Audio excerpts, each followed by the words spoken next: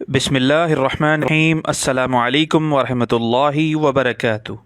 सवाल नंबर 1, अल्लाह के अलावा जिन हस्तियों को आप गायब में मदद के लिए पुकारते हैं, क्या वो अपनी ज़िंदगी में हज़ारों मील दूर की आवाज़ सुन सकती थीं? अगर नहीं तो इस दुनिया से रुखसत होकर कब्र में जाने के बाद कैसे?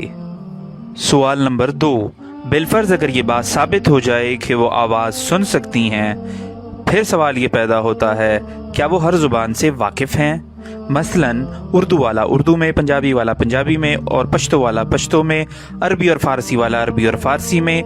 अपनी मुश्किल कुशाई के लिए अगर उनको पुकारे तब भी वो उनकी फरियाद सुन और समझ सकती हैं? सवाल नंबर 3, बिलफर्ज अगर ये बात भी साबित हो जाए कि वो हस्तियाँ हर ज़ुबान से वाकिफ़ हैं, तो फिर सवाल ये पैदा होगा कि अगर हर लम्हा हज़ारों और लाखों लोग अपनी मुश्किल सामने पेश करें तो क्या इन सब की मुश्किलात उसी लम्हे सुन और समझ सकती हैं या किसी कतार बनाने की ज़रूरत होगी? सवाल नंबर 4, यहाँ एक और सवाल पैदा होता है कि वो हस्तियाँ हमेशा जागती रहती हैं या कभी नींद भी आती है? अगर नींद भी आती है तो हमारे पास उनकी टाइमिंग्स होनी चाहिए कि वो सोते कब और जागते कब हैं, ताकि हम सोने के औकात में अपनी मुश्किल कुशाई के लिए उनको तंग ना करें। सवाल नंबर 5, यहाँ एक और सवाल पैदा होता है कि अगर कोई शख्स गूंगा हो और उसको कोई तकलीफ़ या परेशानी लाहक हो और वो दिल ही दिल में उन हस्तियों को मुश्किल कुशाई के लिए पुकारे, तब भी वो दिल में पुकारी जाने वाली आवाज़ को सुन सकती हैं और उसकी मुश्किल को हल कर सकती हैं? सवाल नंबर 6, इंसान को पैदाइश से लेकर मौत तक छोटी बड़ी मुश्किलात का सामना होता है। अगर तमाम मुश्किलात अल्लाह के अलावा भी कोई हस्ती हल कर सकती हैं तो फिर अल्लाह की क्या ज़रूरत? और अगर अल्लाह तमाम मुश्किलात को दूर कर सकता है तो उन हस्तियों की क्या ज़रूरत?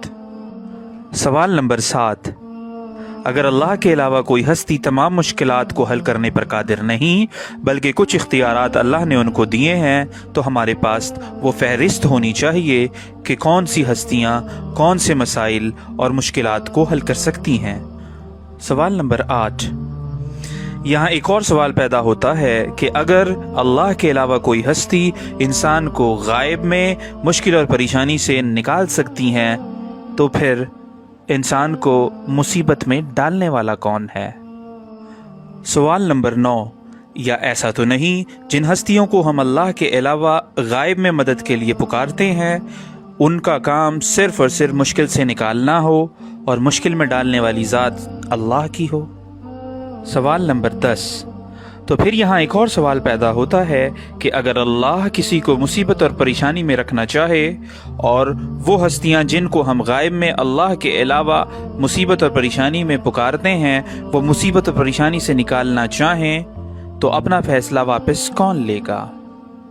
अगर अल्लाह तुम्हारा मददगार है तो तुम पर कोई गालिब नहीं आ सकता, और अगर वो तुम्हें छोड़ दे तो फिर कौन है उसके बाद तुम्हारी मदद करे? और मोमिनों को तो चाहिए कि अल्लाह ही पर भरोसा रखें।